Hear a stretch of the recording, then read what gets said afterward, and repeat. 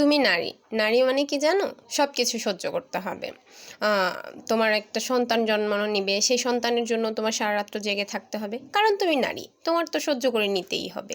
মানে নারী মানেই হচ্ছে সব কিছু সহ্য করে নিতে হবে। নিজের বাবার বাড়ি ছেড়ে শ্বশুর বাড়িতে যেয়ে সেই মানুষগুলোকেও আপন করে নিতে হবে। কেন জানো? তুমি নারী, কারণ তোমাকে সব কিছুই সহ্য করে নিতে হবে। মানে তুমি কোনো এক্সকিউজ বা কোনো উদাহরণ দিতে পারবে না। যে মেয়েটা বাবার বাড়িতে এক গ্লাস পানি খেয়ে মানে পানি ঢেলেও খেত না, সেই মেয়েটাকেও কী করতে হবে? শ্বশুর বাড়িতে গিয়ে তাদের জন্য অপেক্ষা করতে হবে, তাদেরকে খাওয়ানোর জন্য অপেক্ষা করতে হবে। কেউ তোমাকে এক প্লেট ভাত বেড়ে দিবে না। কেন জানো? তুমি নারী। তুমি নারী বলেই তোমার সব কিছু সহ্য করতে হবে। কেন এই বিচিত্রময় দুনিয়াতে নারীর জন্য এত অবহেলা, এত অন্যায়, আমার ধারণা নাই। কিন্তু হচ্ছে কি, মেয়েরা হচ্ছে মায়ের জাত, তাদের সব কিছুতেই একদম সরলতা কাজ করে। তাই নারী মানে হচ্ছে সব কিছু সহ্য করে নিতে হবে।